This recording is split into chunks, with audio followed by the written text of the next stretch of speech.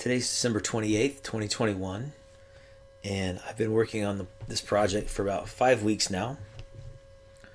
And one thing I realize as I've gone through is I find myself doing this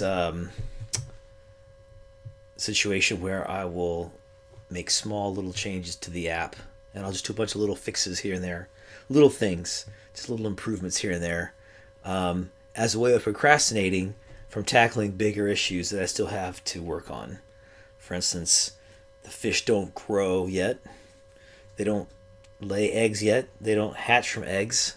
So those are kind of big things I need to work on. So to lay the groundwork for that, I needed to kind of better improve how these fish are initialized, and we'll talk about that here in a little bit. But that's the bigger functionality that I need to work on, that I've did a little bit on in the last couple of days.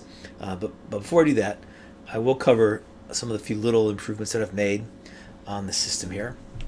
The first one being that when you start the simulation, there's kind of a block of time where time runs super fast, so that the plants can grow to a maturity level, and then the fish respond. So before, what was happening is the fish were spawning, but the plants were just starting out tiny and barely growing. So now the fish have some plants already in existence to eat when they're created. So that's what we'll see right here. See the plants grow up quickly, which I think looks pretty good. Then the fish are spawned.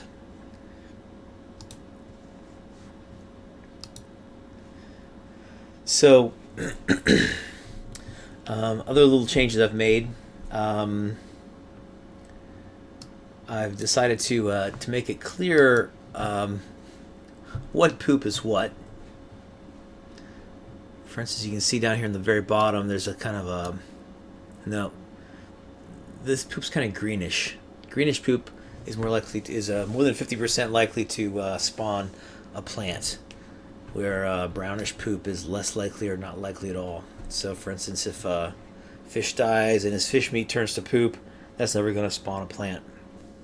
So I can't remember if I talked about this last time, but what you can see now for some of these fish, there's one, the purple. Notice he's getting darker in color. He's fading. His colors are fading. That means his energy is fading. Once they get below 25% energy, they start to fade like that. If you notice, he'll actually get brighter as he eats some of those plants. So I've also changed it so that as they lose energy, the maximum velocity they can swim will also decrease. So you'll notice he's kind of slowing down. So it's looking pretty bad, and then he died. So, and I've also, the other thing that I added was, if a fish's energy is up to above 95% of the max energy, basically they're practically full of energy, they can't take a bite of anything. So before, fish were able to eat plants or take bites of plants, and the plants would get smaller. But if the fish didn't need energy, they're like wasting that plant. So their mouths will keep moving, but fish won't take bites of anything anymore if their energy is 95% or more of the max energy they can possibly hold. So those are some of the little things I've made, or I've changed recently. In terms of bigger things, I've done something. I've been working on the code. Maybe it's called refactoring. Maybe I'm just kind of cleaning up a little bit. But let me show you that here. So in terms of just improving the code structure, it was really necessary because ultimately I need to have fish laying eggs and fish being born, and the fish that's born will get genes from the fish that had it. Maybe they'll be mutated to some degree, but it will look and behave and be the size of similar to its parent.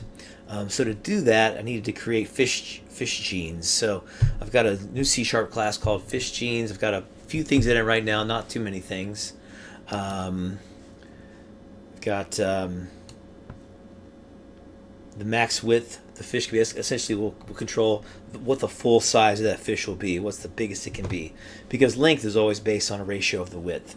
So the length ratio will stay the same its whole life. If it's a skinny fish, it will stay a skinny fish its whole life. but as it grows and the width increases, the length will also increase. The hue, the color of the fish is a gene, and down the road I'm going to have other genes that include things like how big the eyes are to the fish's compared to the fish's width, and what angles do the eyes face. Are they forward-facing eyes or sideways-facing eyes? And how does that improve or hurt the behavior and the ability of the fish to survive? So once I've created those genes, I changed how the fishes are initialized at the beginning of the simulation. So for each fish, spawn initial fish is called, and if the number of initial fish have been reached, then it will stop the invoke repeating that's calling this over and over and over again. So we hit the to limit the number of fish to the number that we want to start with. So notice the methods here that we've broken this out. The first method is simply to generate the fish genes randomly. So I'm going to use fish genes, and I want my fish creation to come from the genes, so I need to generate the genes first, doing that in a separate method. Then after that, I do a method basically creates the fish from those genes that were generated in the previous method. And I can then reuse that create fish from genes anytime I want to in the initialization phase, or I can use that method in the when a fish is born from an egg. So the trick there is that the create fish from genes creates a baby fish, which is great if it's coming from an egg, but not great if it's in the initialization of the simulation. So to fix that, I've got a special method here, which is modify new fish for new simulation. So if it's a new simulation just starting out, fish are being initialized, I'm going to take the fish that were created here and I'm going to modify them some in this to make them, for one, to make them not babies. So that's what that method does. It makes the fish kind of full size. Then other parts that I've broken out from, because before most of these kind of things were all sort of in one big method, and it was clumsy and it was confusing and cluttered. So broke these things out. Some things that were in the fish method that I kind of broke out and cleaned up a little bit, I broke into two parts. So once it creates this fish from a prefab, that prefab has a fish component on it, which I've linked to this TempFish, points to the fish component on that new fish that was formed. So there's a lot of variables in that fish class. There's also some methods, one of the methods being initialize the fish. And basically what that does is it takes the information from the genes and and what was created from these methods and populates them into that fish class, so that then the fish will know about itself, and it will it's like it calculates the area of the fish and those kind of things, and the length of the fish, the maximum velocity of the fish based on the length, those kind of things. Once everything is initialized for the fish, then the very last method that's called in the fish class is the come to life method. And basically what that does, that starts all the invoke repeating classes to take care of the things that need to happen, like the mouth animation and the tail moving animation, those sorts of things. So that's when the fish starts moving, comes to life, and then it can start swimming and eating.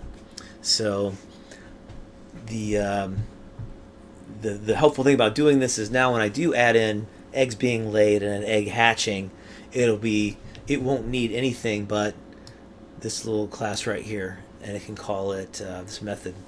It can call it directly, and I'll feed in the genes for the baby fish based on its parent or parents, and then it will create the fish as a baby, and then after that we won't need this guy, and then we'll just also initialize the new fish, the baby fish's variables, and it will come to life.